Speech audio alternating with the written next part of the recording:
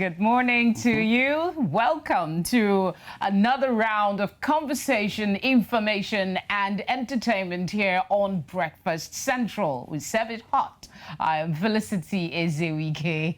Hello, Felicity. Good morning to you. Good morning. Hope you had a good weekend. I did. It was pretty short. I wish it was longer, but we're happy to be here today. Yes, indeed. Good morning. My name is Olisa Chukuma. So it's Breakfast Central, another week.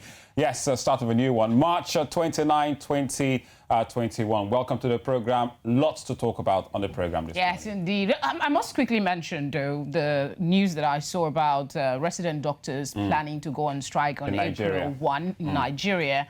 I'm worried about it. We'll see what happens in the coming days, but that one really got to me, really. But join the conversation and let us know where you're watching from. Remember to use the hashtag #NCBreakfastCentral. Follow us at News Central TV and head to our website for more. That is, you can also download News Central TV mobile app, just Play Store and iOS. Yes, indeed. We hope you had a wonderful weekend, and we've got lots of fresh starts for you this week. So please ensure you can, make the most out of it. And talking about making the most here on Breakfast Central, because it's a Monday morning, and on the show today we have some news stories to keep you up to date with what you may have missed on the news during the weekend. And we also have the morning tea, where we look at some of the stories around the continent with the headlines. And our impact conversations, and today we'll be addressing the ongoing Covid-19 vaccinations across the continent of Africa and how much progress is being made. We'll also be having a conversation with Dr. Peter Mwese about that much later. Olisa, I hear the Super Eagles have qualified for the AFCON 2021. Well, to tell us more about it, we'll have Onyinye Barrow join us. And of course, later, we'll have Sam Daddy for all the latest in entertainment. Remember the poetry challenge? We told you about this last week. We will share some clips of the entries with you as we await to find out the winner come April 2nd. That's on a Friday. But first, stories from last night. Right then, so we'll start out in Mozambique. Now, the Southern African, South Africa has also been killed in Mozambique. A South African is killed in that country after militants entrapped a convoy trying to rescue civilians from a hotel amid fighting in the northern region. Now, militants linked to the Islamic State group are behind the conflicts in the predominantly Muslim region of Cabo Delgado. Hundreds of people fled the fighting, which began on Wednesday in the town of Palma. Northern Mozambique has been torn apart by an insurgency since 2017. Now, the fighting has left more than 2,500 people dead and some 700,000 displaced. The African Union says it is hoping to engage Rwanda in renewing the agreement signed to host stranded African migrants evacuated from Libya. Signed in September 2019, the two-year deal saw Rwanda agree with the AU and the United Nations High Commissioner for Refugees to establish a transit mechanism within its territory to act as a temporary home for African asylum seekers who were trapped in Libya after their attempts to illegally sneak into Europe via the Mediterranean Sea failed.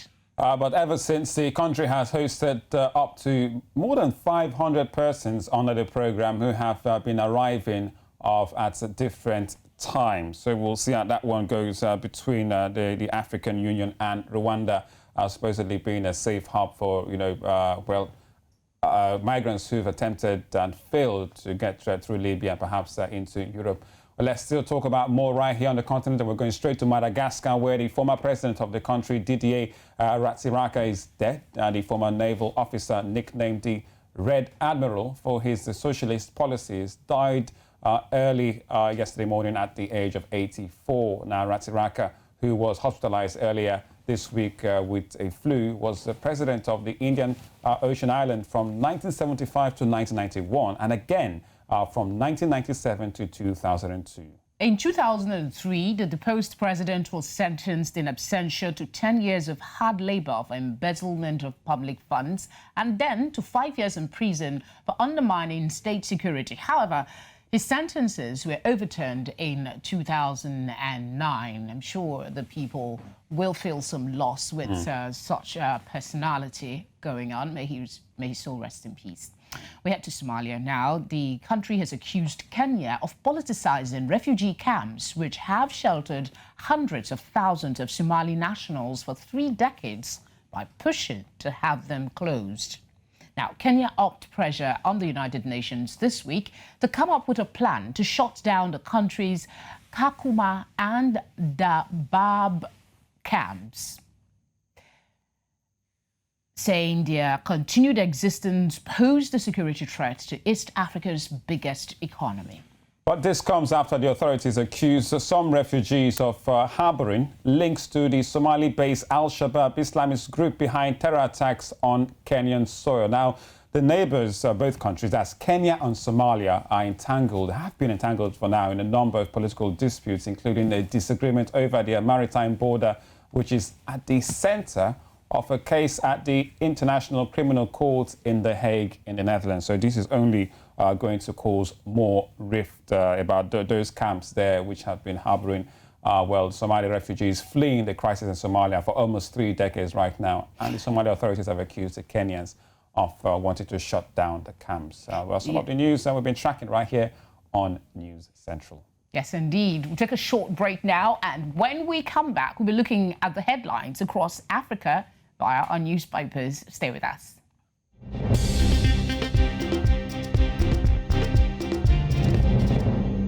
Well. Welcome back. Still Breakfast Central on a Monday. Olisa and Felicity with you. So let's go straight to it. All about the morning tea. We bring out our coppers, tea bag or perhaps coffee if you're that type. No sugar, no milk for me. But let's go straight to it. Lots of sugar, no milk, lactose intolerant. All right, let's get to it. We'll start from home, Nigeria, where we have the Punch newspaper. The big screamer here is daily fuel consumption hits 72.72 million litres.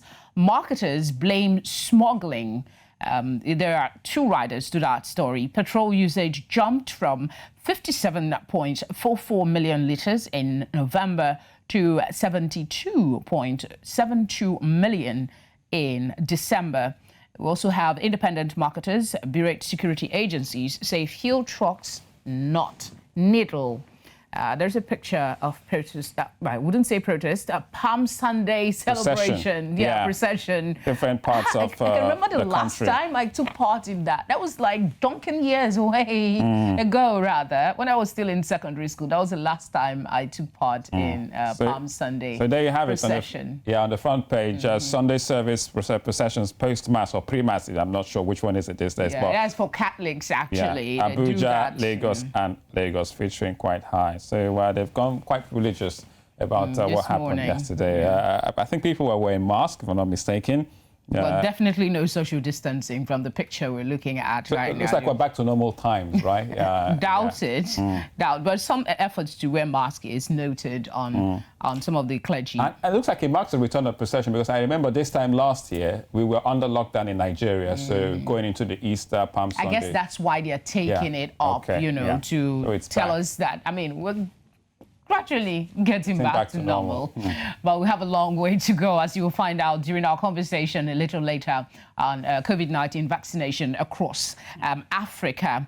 We still have more papers this morning. East Africa, we can go. The Nation in Kenya features on the front page this morning, once again, the Kenyan President Uhuru Kenyatta on the front page of The Nation in Kenya. And it says, Uhuru under pressure to ease pain. It says intense lobbying for the head of state to ease some of the COVID-19 lockdown measures announced on Friday. Tourism sector players say containment has put 1.3 million jobs at risk, suggests a less punitive safety plan. Yeah, this one is interesting. It says exams expose full crisis of schoolgirl pregnancies. I was just taking a glimpse at the story a bit there, talking about the hundreds of candidates sitting for the papers in maternity wards. That's a problematic one. There has to be some sort of solution at the end of the day. Maybe, access to contraceptives, because whether we like it or not, I'm not advocating that young girls should engage in acts that they're not mature enough to take responsibility for, but access to contraceptives and protection should be made available to these young children. I think that's my thinking there. All right, let's still stick with Kenya. We can go to the Standard.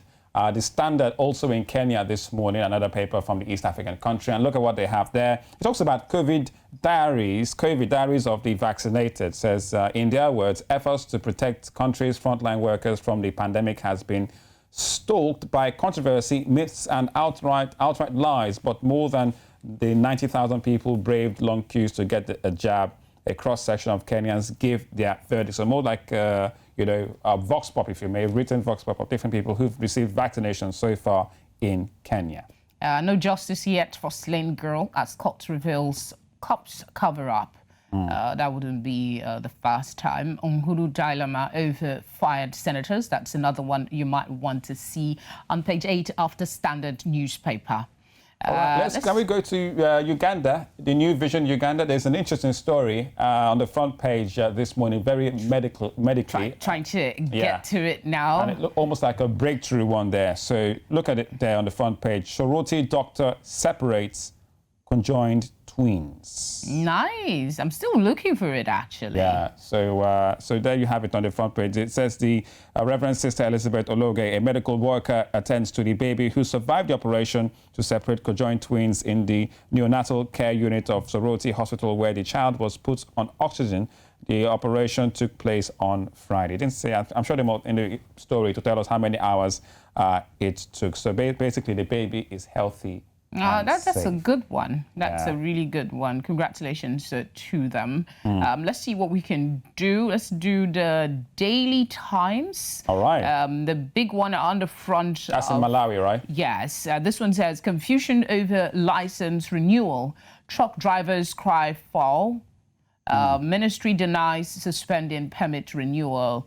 And then by the side of it, you're looking at Chakwera slams greedy businesses. That's also on the Daily Times. The front page of the Daily Times. The front page of the Daily Times. So Chakwera slams greedy businesses. That's the president yesterday. Took a swipe at entrepreneurs that monopolize government contracts by, among other things, making multiple bids.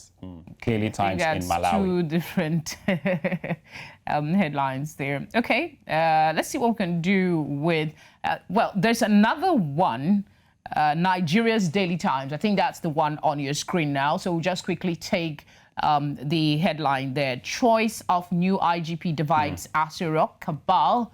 And then as CPAIG, DIG slog it out. Okay, gone back to the Daily Times of Kenya. But it's all good. One more. Yeah, Soweto in South Africa. Let's go down south in South Africa with the Soweto and see what they have for us this morning. So it's all about a grappling one. And it says, yes, court between saving lives and worship. Says grouping of 171 church prepares to litigate to force government to ease lockdown so that members can celebrate Easter in their throngs. Don't forget Easter is coming up this week. I saw this news on the African News website as well, and I just giggled a bit because it's really a struggle between saving lives and worship. If one would think that if these people are pushing to have more, maybe they believe that the virus is no longer there, if they want crowds of people to gather. We understand the sentiment of missing lots of people in the same space at the same time, but is it worth the risk to lives and possibly more infections? That's the big return of Easter. Also on the top right there, you have AFCON, a bridge too far. So big news, we'll tell you about that later. Bafana have been knocked out of the AFCON. So it says Bafana body flop. All right, so they've taken a pun at the national team there of South Africa for failing to qualify after they lost to Sudan yesterday. Onye will tell us all about that. All right. Sports later. Make sure you stick with us. She's looking really lovely in yellow today. Just wait to see. All right, we'll go on this quick one. When we come back, we'll be talking about vaccination across Africa. Yeah. Where are we at? Is it going to happen? Are we keeping pace with others? Stay with us.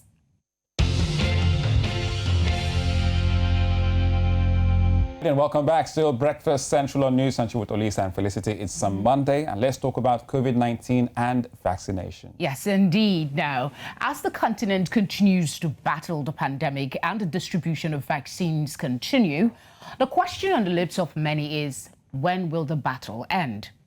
Vaccination programs are underway across Africa, bolstered by the international COVAX initiative to help poorer countries access supplies.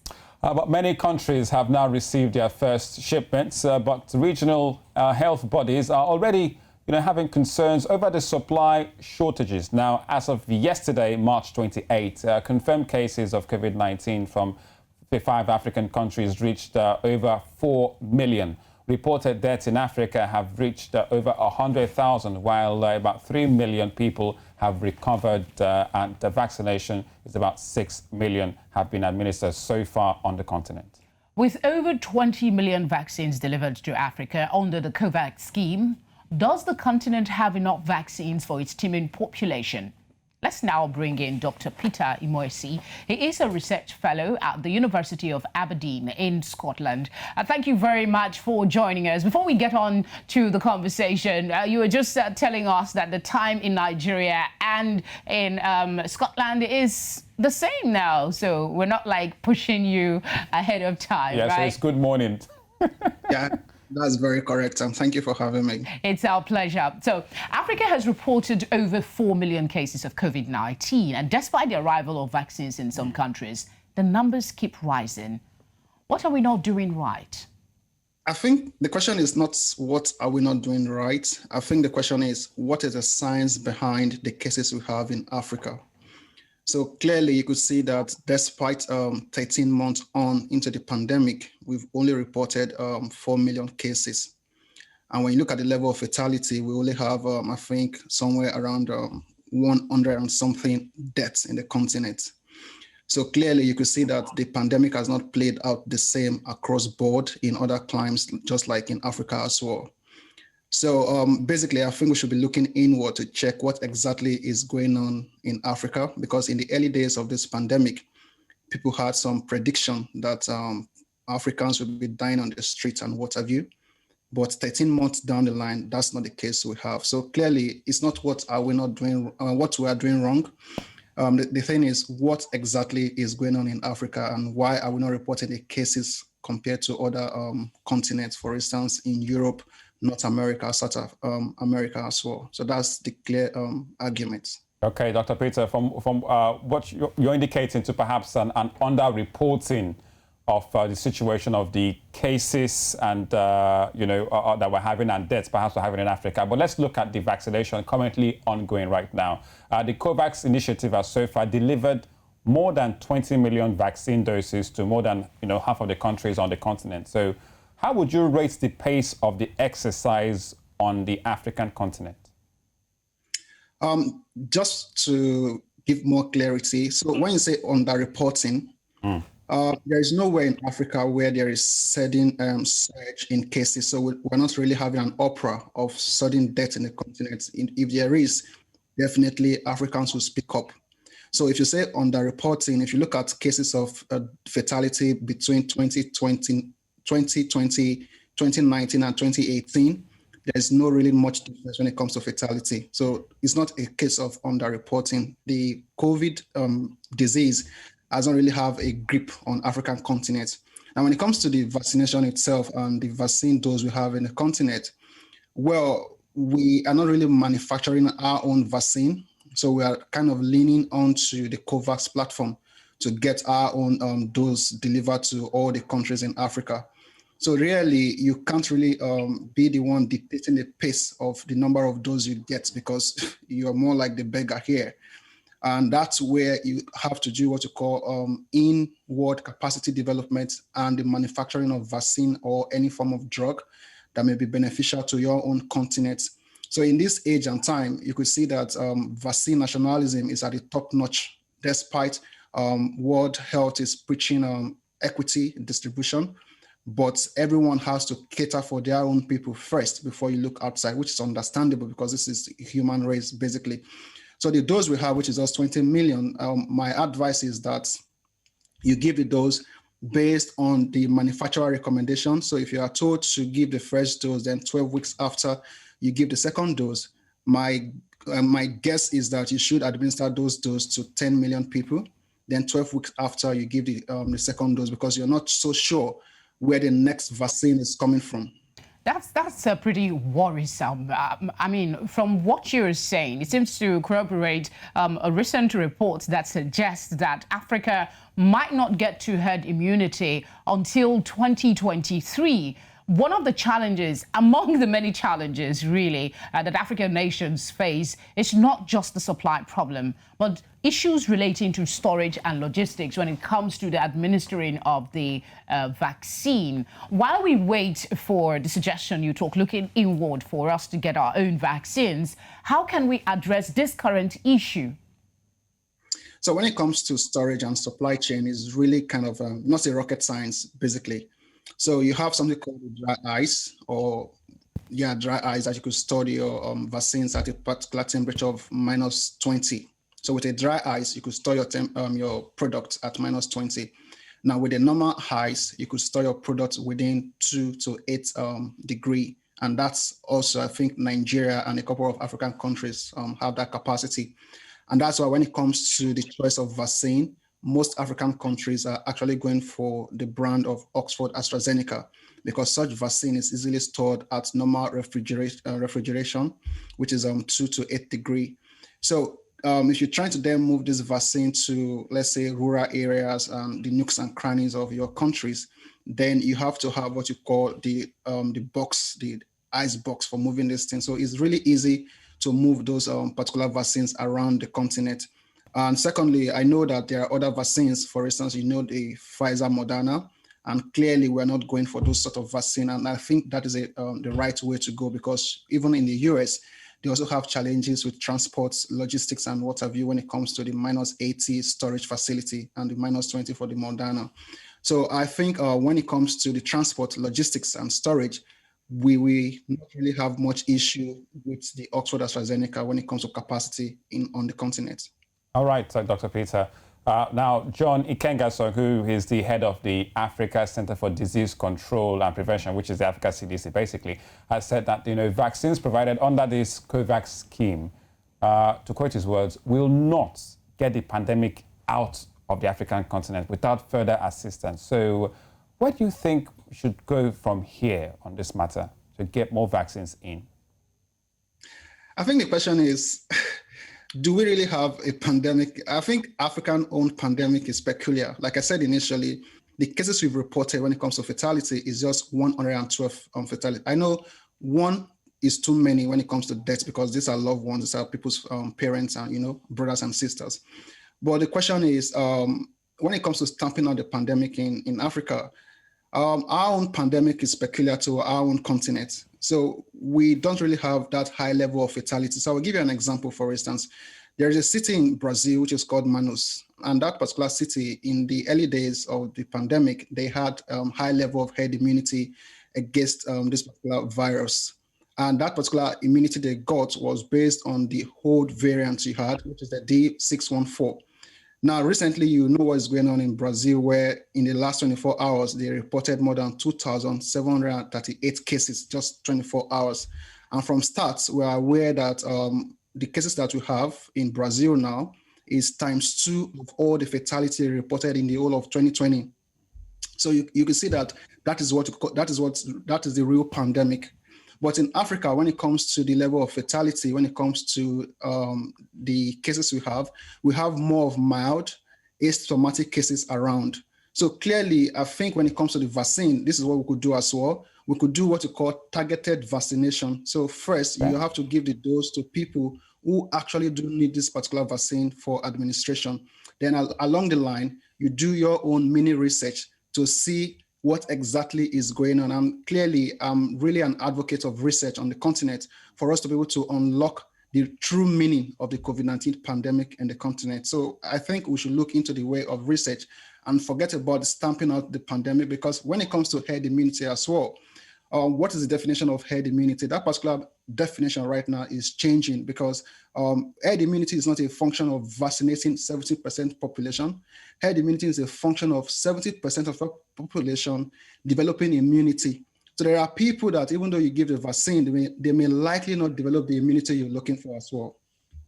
Okay, before we let you go quickly, if you can answer this in 30 seconds, I want to ask, that same report I cited earlier talked about 50% of the vaccines have already been pre-booked by 15% of the world's richest population, which is affecting, accessibility to other parts of the world. What do you think is stopping African nations from, assessing other versions of the vaccine other than the COVAX one? You made reference to it earlier. Yeah, I think when it comes to the other vaccines, you have to look at the science clearly. So before you go ahead to procure a vaccine, you need to ensure that it has gone through the normal route of clinical trials and is approved by normal regulatory bodies around the world and is certified okay for use. And so far, the vaccines we have that kind of meet those criteria is the Pfizer, Moderna, Oxford AstraZeneca, Novavax, Johnson & Johnson. And clearly, you know that for Moderna and Pfizer, we are out of that range because of the storage and the logistics involved. When it comes to the Oxford AstraZeneca, we know that India right now, there is an embargo that they are not exporting anymore. So before now, African CDC or African scientists on the continent should have been able to preempt this particular situation, because when it comes to supply chain of the testing reagent, initially, we had the same issue. So you should have drawn a lesson that, if, for instance, during the testing stage, people were not really supplying the materials you need, what would be the outcome when it comes to vaccine? And there, you should have gone inward. It's 13 months now. You should have gone inward to develop your own production capacity so that you can produce your own vaccine to meet your own people's need. That's just the point. I know I said the last question, but this one for the road, you're talking about producing our own vaccine. Nigeria PDF has come up to say that there are 2 vaccines undergoing the pipeline. In the pipeline. Are you optimistic that Nigeria can break the genes? No. That's very short and sharp. Can you explain maybe 10 seconds, please? The vaccine production is not rocket science. At the same time, it's not just more like drinking water. When you look at that particular announcement, what I was expecting to see is what is the candidate vaccine, who is responsible for the development of this vaccine, what is the capacity. So for instance, do you have any manufacturing capacity in Nigeria? No. Do you have the capacity for clinical trial testing? No. Do you have the resources, for instance, tissue culture laboratory to do many preclinical trials in the country?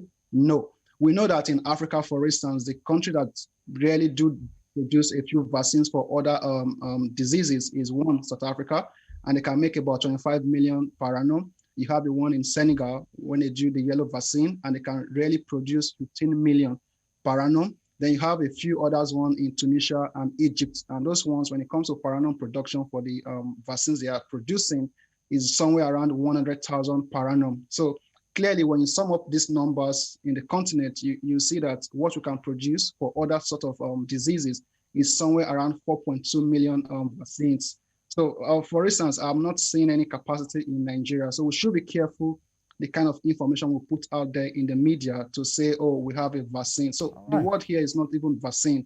You could say vaccine candidate, because that actually could go through the clinical trial stage and it will just come out fail, basically. So it's not a guarantee that once you have a vaccine candidate, that particular vaccine candidate is going to get to the end of the production line. Well, Dr. Peter Mwesi, Research Fellow at the University of Aberdeen, joins us now from Scotland. Thank you so much for your time once again on Breakfast Central. It's been such a delight to have you. Thank you for having me. I don't share his skepticism, though. I know he's speaking from an informed perspective. Me, I'm speaking from a more sentimental perspective. We can do it. We can do it. Sentiment or informed? Which one? He is it. I know he is. I get his point about. Yeah, but sometimes when you have a lot of hope and faith, just like election, just like ballot box, we have vaccines that want to go into ballot box. So it doesn't mean that they will win the election. It doesn't even mean that they might pass INEC. Please, Olisa, speak the one that I will understand. Yes, now politics and vaccine science. I'm mixing it together, so that we can all understand. It would be nice, really, because I know Nigerians are resilient people, very determined if they want to achieve something. So let's keep our pinkies crossed that they can do something. I'm going to break now. The Breakfast Central continues right after.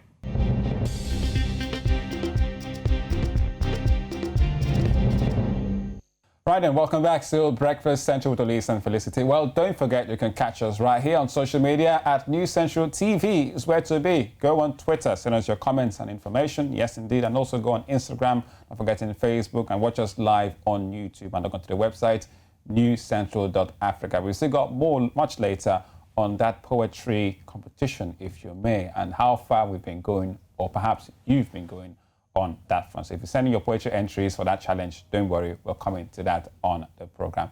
But first, let's talk about some sports. And I've got, as always, I love to call her the First Lady of Sports right here on News Central, Onyinyechi Obaro this morning. Onyinyechi, good morning to you. And I'm sure, you know, everyone is just still reeling about the result from last night between Sudan and South Africa.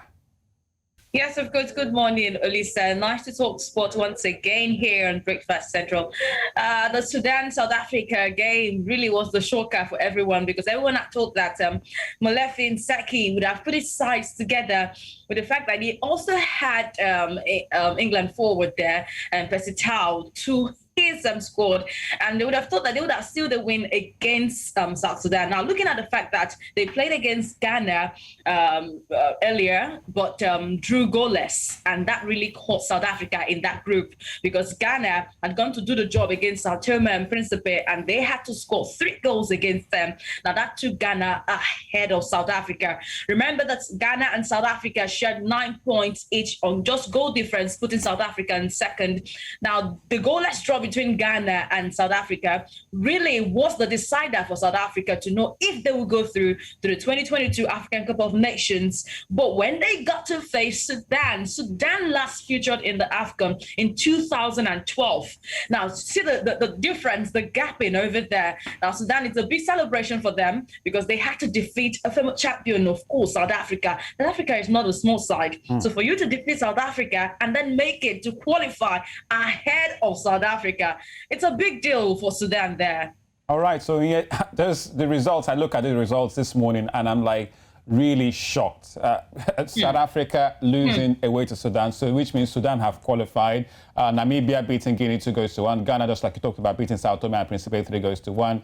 Tanzania and Libya is a concluded group because we know that Tunisia and Equatorial Guinea are qualified 2-1, even though Tunisia won that match. There you have it. So the big news from yesterday is, you know, the loss of South Africa, which means they've been knocked out, especially now that we have a South African FA, no, I won't call him FA, CAF president. You know, I was the first person that came to my mind this morning on Yechi was Patrice Motsepe.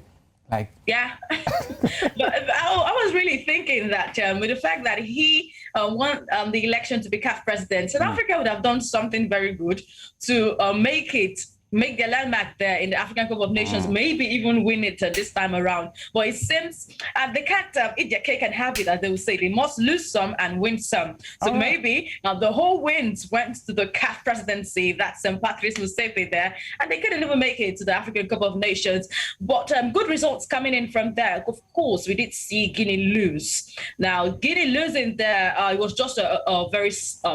let's say the space in there for them was just not a huge one. All right. Yeah, let's talk about the matches to expect today before we let you go quickly. Burkina Faso against South Sudan. We know Burkina Faso have qualified already. Malawi against Uganda. Uganda, I think they might still have a chance. I think they've been knocked out. Angola against Gabon. Gabon have qualified. DR Congo, Gambia. Gambia have qualified. Egypt against Comoros. Now, both teams have qualified. Last week was all about Comoros, the small island nation who've qualified. They take on Egypt today. Let's see if it all goes well for them. Togo against Kenya, Algeria against Botswana, and Zambia against Zimbabwe. So, are there any important matches we should be keeping our eye on? Which one should we really be bothered with? I think I'll be keeping my eye on Malawi, Uganda, Zimbabwe, Zambia, because the truth is, looking at these teams here, Burkina Faso, Egypt, Togo, Algeria, they've all qualified, so they have nothing to lose there. But we're looking at those, we still have a space to either make it or not even make it to qualify for the African Cup of Nations. So Zimbabwe, Zambia, Burkina Faso, Malawi, Uganda will be my cut because Uganda the last time lost. So they didn't get it well. So let's see if Malawi can do a job and then oust Uganda out maybe. And Zimbabwe, Zambia, let's see if they can also make it through there. Okay, thank you very much, Onyinyechi Obaro. I'm sure perhaps you've also been following, because lots of people are wondering, the Nigerian team, the Eagles have used water again. they didn't fly. The Eagles have been going on water. So I hope they've qualified already for after a 1-0 victory against Benin on Saturday. So we expect to see them again tomorrow. So all about the Super Eagles ahead of that one. But thank you very much, Onyechi, for joining us right here on Breakfast Central. I didn't hear you say, Onyi, your dress is very bright and lovely. Why didn't you say that? Okay. Don't worry. Apologies for you. It looks lovely. Don't worry. You can catch her much later on In the Game at 10:30 a.m. Yeah. All right, I guess we'll go to sports, entertainment rather. Yeah. Sam Dandy is with us for the latest. Hello, Sam. Hi, good morning. Good morning. All right, so it's exciting, of course. Entertainment is always interesting, to be honest. So what's the latest? Let me start by saying this. I don't want Felicity to come for me, but we're not done celebrating Burna Boy. And all I'm telling you, if he's still in the news, of course. And right now, he had a homecoming. What that means is, of course, he was born or raised, he's a Port Harcourt indigene. And what happens is, of course, the governor of Port Harcourt Wiki organized a homecoming for Burna Boy, and Burna Boy was there on Saturday. He performed with a couple of other artists, from Port Harcourt themselves. And what was interesting about this is everyone was out there, in fact, the support was massive. But that was not what got a lot of our attention. Of course, he was there with his team and his mother, who we all love. What got our attention was on Instagram, we saw a stream where Wiki announced that, both Burna and everyone who performed, there at the homecoming will be given 10 million naira. Now, it seems like, okay, wait, how's it going to happen? Well, I was not really one confused. Well, some reality star had something to say. This is what Tacha had to say about it.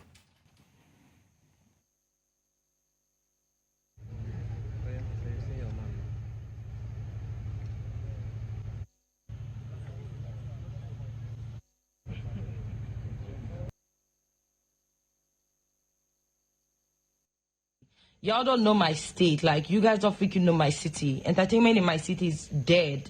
Like, literally. Nightlife is gone and dead. Carnival blown out of the window. So, for him to okay, Burna Boy, calm down. Let me give you a land. Let me give you 10 million. And you people are thinking that's too much. You are losing it. Burna Boy should have a whole town named after him. He won a Grammy, not some interstate local awards. He won a whole Grammy. That's what Burna Boy won. He should even have public holidays dedicated to him. So now that's funny, right? A lot of people have reacted to that. But of course, Tacha as well is also, an indigene of Port Harcourt. So I can get where she's coming from, maybe not. All right. I hope I'm not missing the story here. Tacha, if I'm not missing, she's a celebrity from Big Brother Nigeria. What year was that? That was the last one. I think that was the last one. Okay, so she's supporting Burna Boy receiving 10 million naira from the state. Yes, and she says it's not even enough. A Burna Day, nationally. Okay. And while that's interesting, I want to read a couple of tweets that we found on social media, and I just think, well, they make some sense. Let's see this. So this one says it's okay for Wizkid, who is not a citizen of USA, to have a Wizkid Day in Minnesota, USA. But it's not okay for Burna, who is a citizen, of his country, of Nigeria. And I'm thinking, okay, is that a point? Is that a point? And now someone is saying having a day or honoring him wasn't the problem. Gifting each musician their 10 million each. For whose money? Is it not taxpayers' money? Especially when teachers are being owed. And I'm like, okay, another point, people. Now, one final tweet. What does this one say? Where's the next one? And this one says, all your justification for what Governor Wike did last night was Burna won the Grammy LMFL. So using taxpayers' money as a giveaway is okay to you. And I'm just going to end it right there because no violence here. And it makes sense to me. Okay, now I'm thinking maybe the 10 million was a little too much in my personal opinion. I don't know what you guys think. Maybe. He performed, but was there a concert? Yeah, so there was a performance. So it was like a homecoming just to celebrate him for his Grammy win because like Tacha said, it's not just a plastic award, it's the Grammy, people. Oh, okay.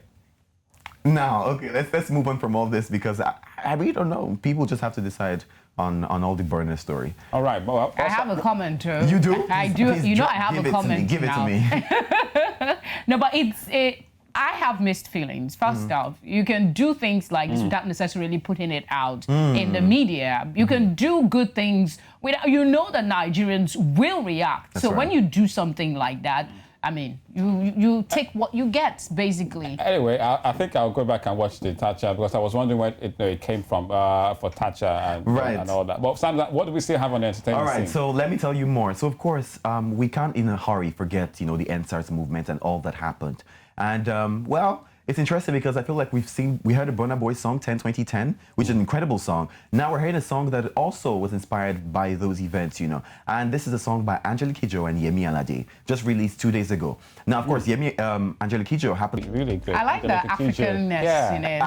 There's a flavor. There is. I'm going to be honest, right? I prefer this to the Shikari that they released last year. It took a while to get that song, but this I like the beat. Now the song is called Dignity. Okay.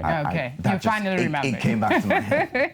Thank you very much, Sam Dandy, for bringing us up to speed with what's happening in the entertainment world. As always, Sam, always bringing us the latest. A pleasure. The pleasure is all mine. Juice. Juice. Time is never your friend when you're having so much fun. So we'll just go straight now. I think we'd go to the timeline, or do we do... All right. So, let's do the poetry challenge first. Yes, indeed. I know a lot of persons are waiting for it. Yeah, we told you about the poetry challenge where you stand a chance to win 5,000. That's 50,000 naira.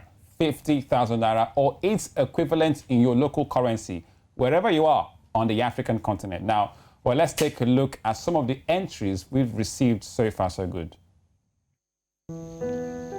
Africa, my Africa, Africa of proud warriors of ancestral savannas, Africa of whom my grandmother sings on the bank of distant river. I have never known you, but your blood flows in my vein. Your beautiful black blood irrigates the fields, the blood of your sweat, the sweat of your work, and the work of your slavery. Africa, my Africa, Africa of proud warriors in the ancestral savannas. Africa, my grandmother sings of beside a distant river. I have never seen you, but my gaze is full of your blood.